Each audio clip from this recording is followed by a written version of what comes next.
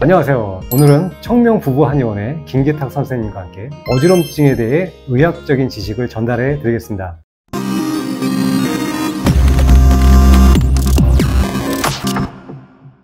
실례가 안 된다면 어지럼증에 대한 치료 성적은 좀 어떠실지? 저도 제가 어떻게 모든 환자를 치료하겠습니까? 성적이라고 말할 건 없고요. 대체적으로 이석증으로 오시는 분들은 치료가 잘 되는 것 같습니다. 너무 오래되거나 너무 연세가 많거나 그런 경우가 아니면은 대체적으로는 되고요. 그 다음에 메니에르 병 같은 경우에는 꽤 시간이 좀 걸리는 경우도 있습니다. 제가 환자분한테 치료 기간이 얼마나 걸리는지, 그리고 이게 낫는지 안 낫는지를 구별하는 제가 근거를 몇 가지 얘기합니다. 예. 첫째는 나이가 깡패입니다. 나이가 젊으면 젊을수록 치료는 무조건 잘 됩니다. 그게 어떤 병이든. 네네. 반대 말로는 나이가 많으면 많을수록 치료가 쉽지 않다는 게 그겁니다. 두 번째, 환자분이 저와 상담을 하고 치료에 대해서 적극적인 자세로 제가 주의사항을 준다든지 어떤 걸 해라고 한다든지 할 때 적극적으로 잘 따라주시면은 확실히 치료가 잘 됩니다. 그 다음에 양방적으로도 굉장히 어려운 병은 한방적으로도 어렵습니다. 실제 여러 가지 다양한 어지럼증에 대해서 설명을 해주셨는데 저도 사실 모르는 부분들도 꽤 있더라고요.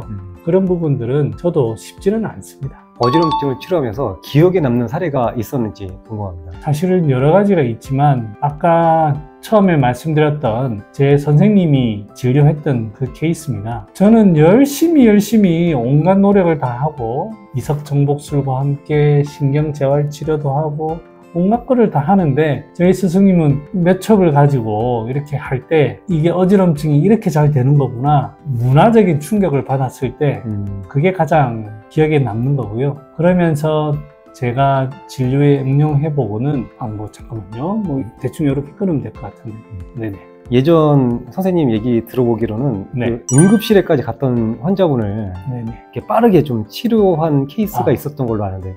실제로 그런 경우가 있었습니다. 환자분이 갑자기 응급실에 너무 어지럽고 토하고 어지럽고 빙글빙글 돈다고 해서 집에서 앰뷸런스를 타고 대학병원에 가셨습니다. 그런데 검사를 하니까 이석정복술이라고 했고 이석정복술과 함께 약을 받아 오셨는데 이석정복술을 하는 동안 다 토해버리고 난리가 났습니다. 그래서 그 환자가 어떻게 우연찮게 저희 한의원에 오게 되셨는데요. 이 환자를 저도 이석정복술을 해봤는데 토하고 난리가 난 거예요. 그분한테 침치료 한번 가려놓은 임시약이 있었습니다. 네네. 그래서 그 약을 드리고 집에 돌려보냈습니다. 그런데 다음날 전화가 와가지고 침 한 번 맞고 약을 먹고는 너무 많이 좋아져서 감사하다는 말과 함께 제가 서울에 온 지금까지도 가끔 전화를 주시는 그분이 제가 제일 기억에 남습니다.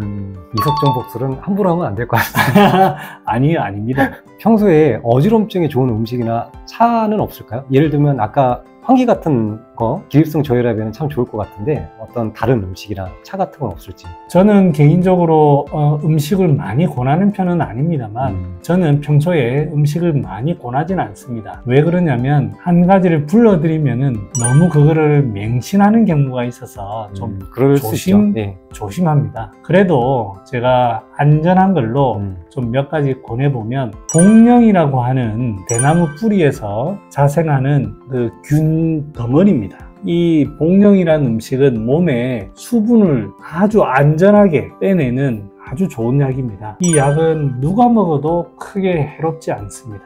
저는 귤의 껍질로 만든 차 이런 종류도 좋고요. 그 다음에 미나리도 어지럼증에 상당히 좋습니다. 미나리? 네.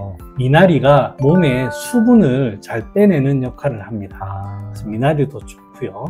그 다음에 무엇보다 어지럼증을 치료할 때 환자들에게 좋은 음식을 권하는 게 아니라 식단 관리를 시키는 게 저는 오히려 더 많습니다. 절대 많이 먹지 말고 기름진 음식 먹지 말고 천천히 드셔라. 뭐든 먹어도 좋으니 오히려 이런 습관들이 더 문제가 된다. 위장에서 음식을 잘 소화 분해시키는 능력이 현재 떨어져 있기 때문에 최대한 이 부담을 줄여주는 게 오히려 더 좋다.